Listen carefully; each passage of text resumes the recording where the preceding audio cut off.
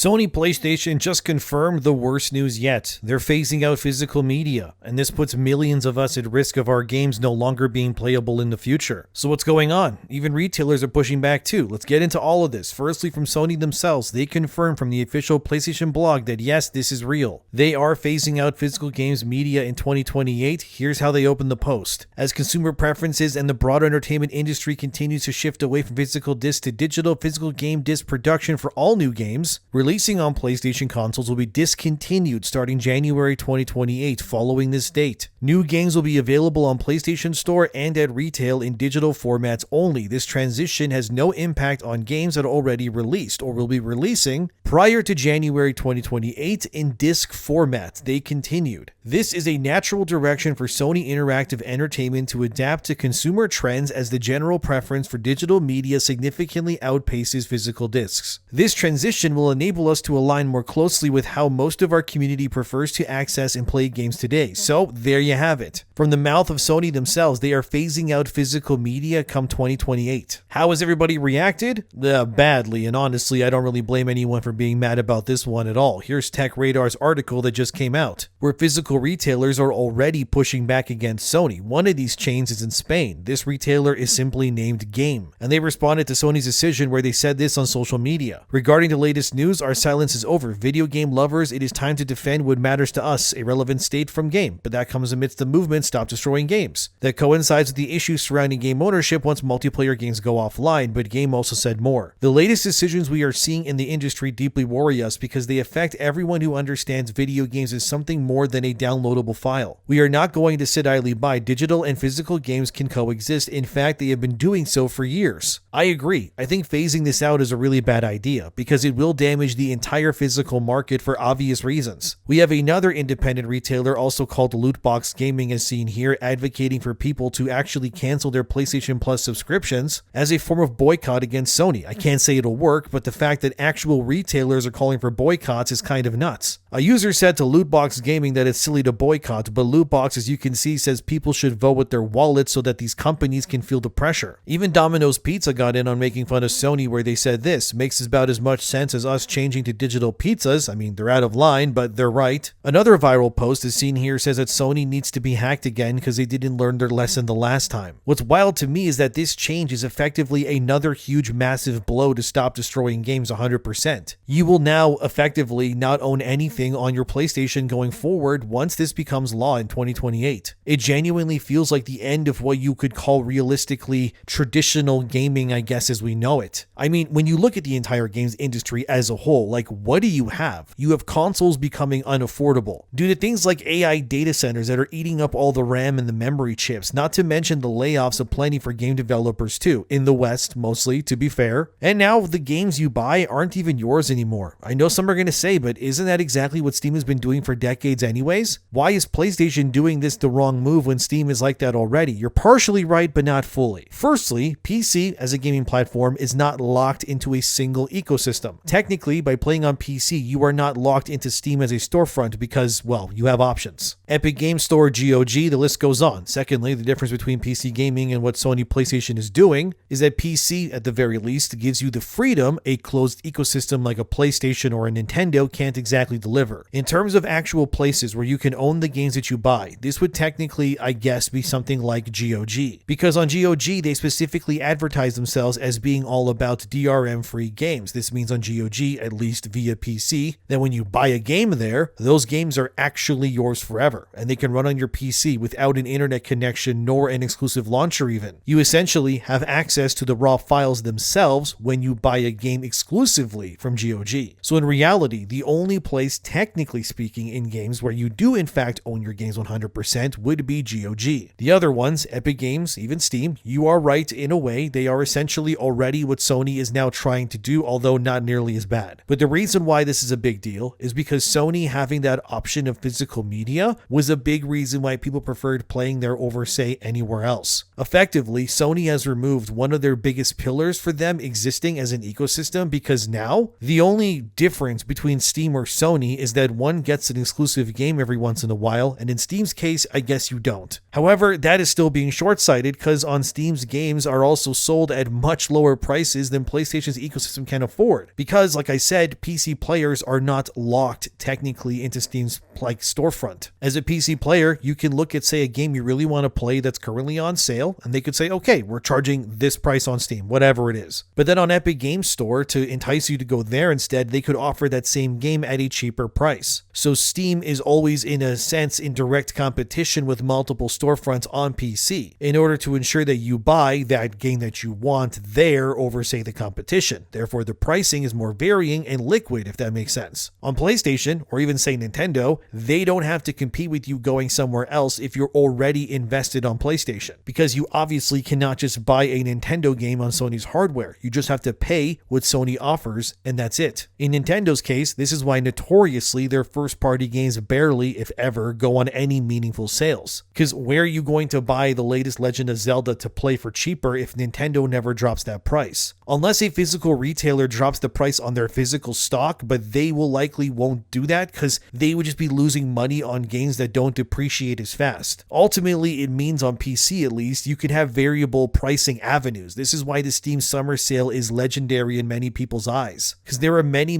games that you can buy for a fraction of the price on, say, PlayStation or Nintendo, even Xbox. Also, technically speaking, this now means that Sony is leaving their ecosystem in a sense in a place where they are operating at a direct disadvantage to something like Steam. Because in case you don't know, if you wanted to play online games on Steam, you don't actually pay extra to do that. Any game, you name it, Call of Duty, whatever it is, on Steam, you play that game online by simply playing the game on your PC. On Sony, Xbox, and Nintendo, they all require online subscriptions from users in order to access those online features. Originally, Microsoft was the only one doing this back in the day. Nintendo nor Sony had users paying extra. For example, on the PS3, you could actually play whatever you wanted without an online subscription because they just didn't really exist yet. Sony, however, began the PlayStation Plus program back on the PS3 to combat Xbox. That was only done by giving you games every month to download and keep in your library. Eventually, however, once the PS4 came around, Sony obviously realized how lucrative that service was and then forced you to pay for online like Xbox was already doing. I even remember with Nintendo, back in the day, I used to play Pokemon Diamond online fighting other players on my DS when I was a kid. Nowadays, no kid can play Pokemon online unless mom and dad pay for a subscription for them to use. Is this all being done because of greed? Well, yes. Really, the only advantage now Sony has over, say, any competition lies in their exclusive catalog of games. Obviously, there's the current gen console exclusives, which right now there aren't many, who are we kidding? Since Sony already released a bunch of them on Steam, which didn't make them enough money to warrant this practice forward, so they stopped it, but it now leaves Sony without many. Currently, you have what that's really exclusive? Astrobot, Demon's Souls Remake, and Ghost of Yotei right now. Wow, really captivating lineup there, Sony, for your console meant to compete with all of your enemies out here. But in terms of Sony's back catalog, this is their only other big reason to play there. Via PS Plus, Sony routinely also releases monthly games from the PS1, 2, or even the PSP catalog onto PS4 and 5. Stuff like Agent Clank, Resistance Retribution, Siphon Filter, Logan Shadow, stuff like that. These can be played via a subscription on Sony's hardware, but even then, it's pretty inconsistent when it comes to releases too. Regardless, Sony's only other ace in the hole is their PlayStation Plus lineup of games, as seen here, for example, for July 2026. If somebody were to subscribe to that, they can redeem Modern Warfare 3, Crosscode, and For the King 2. Once you click Add to Library, those games stay in your library but can only be accessed if you're subscribed to PlayStation Plus, but either way. But this does not mean you own these games because you never did. They're licenses. They can be theoretically revoked at any time. And likely, in the sign-up sheet that Sony says somewhere in there, they can also pull anything they want whenever, too, without your consent. This does mean, yes, you will own nothing and you will be happy. But it doesn't stop there, guys. Oh no, we're just getting started. I just brought up the PS3, right? Cool. Sony's closing down the PlayStation 3 and Vita storefronts, by the way, too. Yeah, see this from Vice. In 2027, they're going to be closing down those storefronts. Here's exactly what Sony had to say about it. After nearly 2 decades of supporting the PS3 console generation, we wanted to let you know we will be closing the PlayStation Store on PS3 as well as on PS Vita. PlayStation Store on PS3 will close in select markets starting this year, followed by global closures in 2027. That means means new content purchases will no longer be possible once the PlayStation Store closes on these devices. As seen here where I highlighted, Sony confirms that any games already bought can still be played or downloaded even after the stores are shut down. So you're not losing access to the games you already bought, but you will not be able to buy anything else going forward. My guess, and I am just theorizing here, if Sony were smart, the plan here would be to close down the PS3 and the Vita store, then ensuring that the next iteration of their storefront, which would be PS4, 5, the eventual PS6, they would all coalesce into a united storefront like Steam has already. If that's what they're doing, I can't confirm, but if that's the case, then it's not as big of a deal. But in my opinion, what also annoys me about Sony beyond anything else for years now is that the PS3 games on that storefront are not available to buy or play natively on PS4 or 5. They are only available via streaming. Why is that? Well, you see, it's because Sony's PS3 architecture is so unique and weird compared to any other console they ever developed that games that were released during the PS3 generation may as well have been made on alien technology compared to what's inside the PS4 and 5's actual insides. According to one analyst group called Ampere, this all but confirms that Sony's push to digital only will confirm a new release date for the PlayStation 6. As seen here from Video Games Chronicle, Ampere further theorized here that they think not only will this push the PS6 to 2028 for a release date, but that the PS6 will almost certainly now not have a disc drive either, which is kind of a problem. Yes, I know, the PS5 launched with a discless digital-only console in 2020, so the pavement was already being laid down for it. Ampere also believes, as I highlighted, that the PS6 could likely have a separate disc drive you could install to play PS4 and 5 games if you wanted to do that as well. That could be a likely scenario, but Sony would make it optional since it would not be used for PS6 games, obviously. After all, the PS5 Pro, when that even launched, also didn't come with a disc drive either. You had to buy that separately, install it yourself if you wanted to play physical games on your Pro, which I assume most Pro users did, but obviously not everybody. But how would any of this then solve the physical discs people already have if they wanted to play it on their PS6 then? According to Ampere, they have a solution, but honestly, I don't know if it makes sense. As they said here, it may be too impractical or too complex, but some process of transferal for older physical media to a digital license could alleviate some of these issues. I don't know if that would work because they would lose money, right? Basically, Ampere thinks the solution is you would put the PS4 disc of a game into your console and then the PS6 would authenticate it and you'd be given a license to play it on your PS6. However, this would only work if somehow the PS6 would brand that physical disc so that it couldn't be used again by somebody else. Otherwise, in theory, let's say I have a copy of, I don't know, Batman Arkham Knight for PS4, okay? I put it in my PS5. It downloads the license so I can play the game digitally. What's stopping me from giving that copy of Arkham Knight now to someone else so they can authenticate their own version too? You see what I mean? It would be tricky, and these companies would probably lose money. They'd rather sell you Arkham Knight at a reduced price because it's older, and then people would just buy it again to play it digitally. This also means, technically speaking, every single PS5 or 6 game in 2028 onward would essentially become just how Rockstar has been doing with Grand Theft Auto 6. As we all know, GTA 6 is also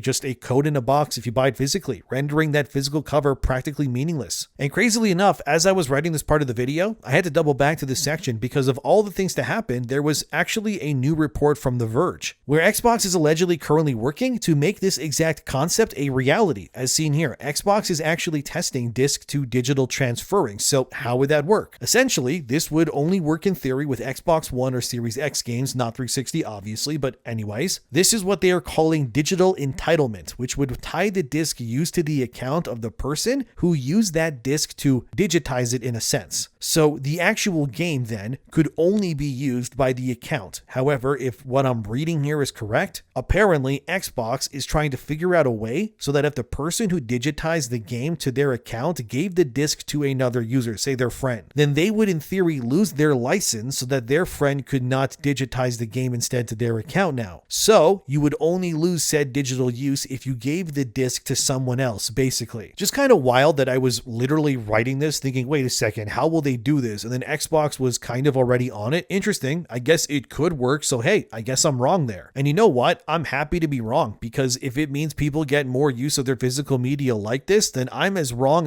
can be in this case, and I honestly love to see it. But will Sony adopt or try something similar? We don't know yet, but either way, I think this idea of digitizing discs would be a logistical nightmare for many, but it's early stages, so who knows yet. Although it's not all sunshine for Xbox really, because Insider Gaming, as you can see here, is reporting that Project Helix, that's the codename of the next Xbox, is also apparently not going to have a physical disk drive either, so that's fun. The reasons given are that they want to keep the new Xbox under $1,000 American at release, which honestly at this point, I don't really see that happening. The way that RAM and such is going in price, I think it'll become unaffordable well before that. Unless there's some crazy AI crash and I don't know, all these like data centers explode and then ChatGPT successfully transcends human constraints. And then it like 3D prints itself a body and escapes into space. I think we're going to be cooked either way. For example, from WCCF Tech here, Lenovo has already warned consumers that memory chips will likely never go back to early 2025 levels price-wise. Although they are trying to figure out a future, as you can see here, where they want to try to stop the Ramageddon, great name by the way, from happening, and they want it in a sense to freeze prices if possible. But I doubt it, because Micron, for example, has confirmed that they have made so much money from their RAM and memory chips skyrocketing in price that they've been actually making generational money just to meet the demand currently. WCCF Tech actually interviewed Micron, as they reported here, that Micron told them these prices for RAM and such will not be going down even by 2028, which is,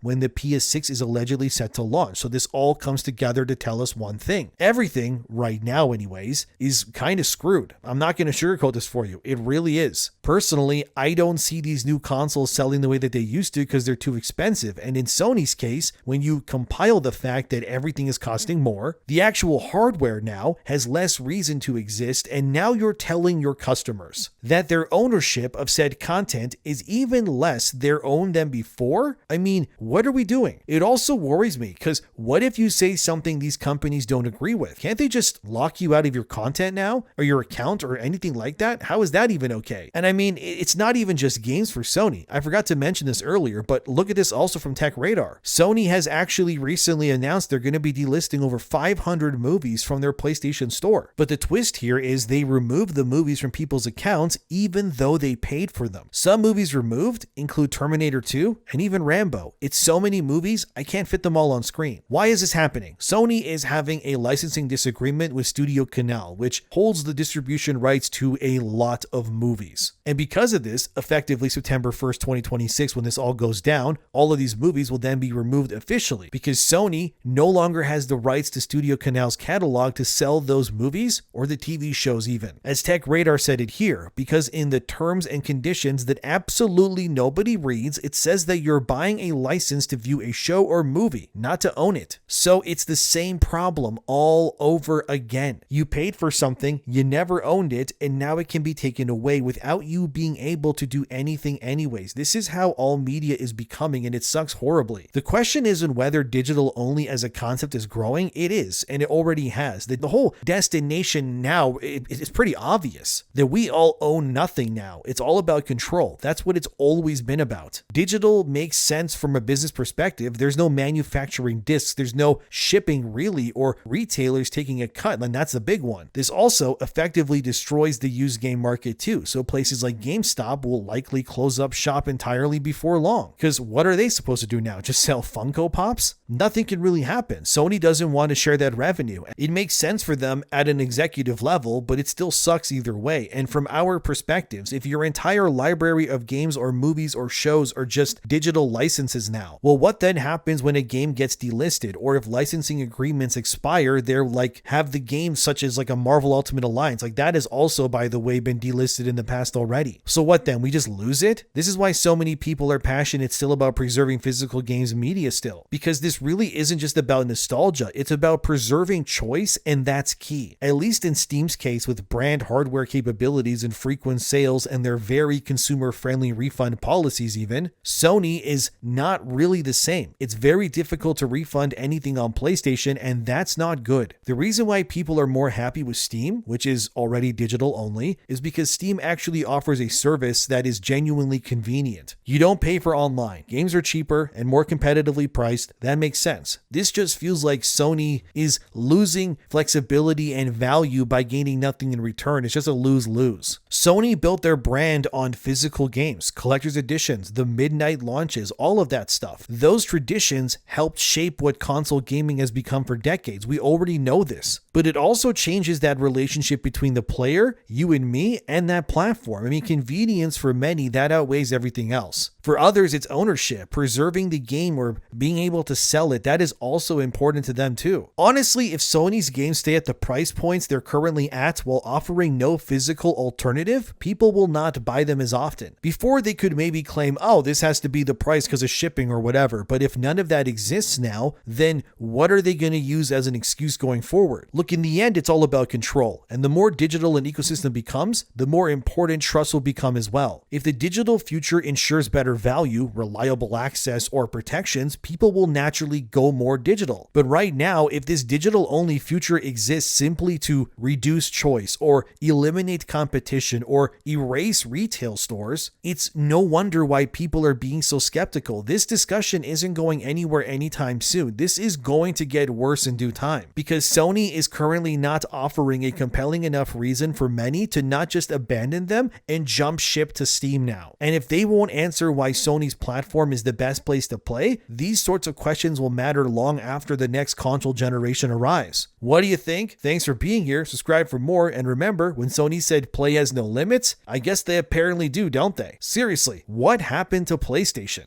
This is how you share your games on PS4.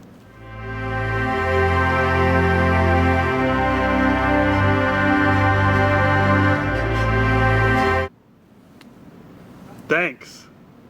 PlayStation